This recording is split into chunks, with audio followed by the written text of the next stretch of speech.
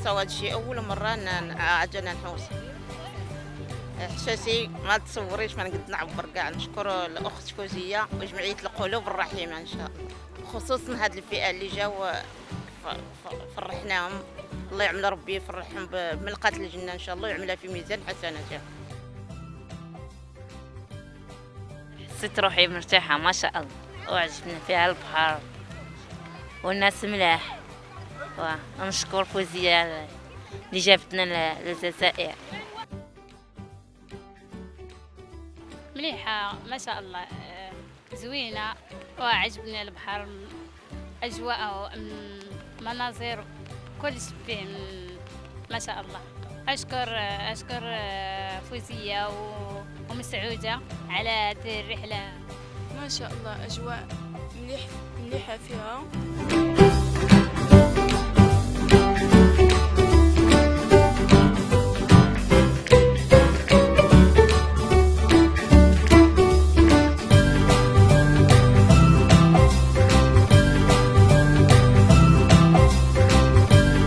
الخرجة تاع اليوم كانت فيها فرحة كبيرة بزاف. بعد ما كنت معاهم في التواصل كان الحلم تاعهم يجوا يشوفوا البحر، وما حبيناش نخليها لهم في قلبهم.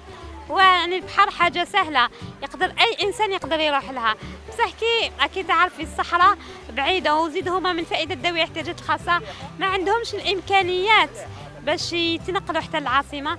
أنا نشكر جمعية ناس الخير كندا اللي راهي تتكفل بكاع الرحلات تاع ذوي الاحتياجات الخاصة اللي يجوا يجوزوا عطل في العاصمة.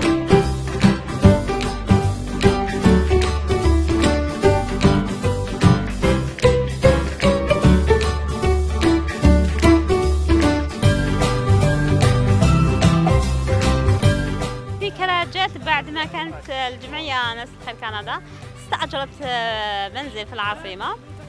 من هذا المنبر بدينا الخرجات، زيارة درناهم، رحنا لحديقة التجارب، رحنا مقام الشاهد، ومازال عندنا حركات أخرى إن شاء الله.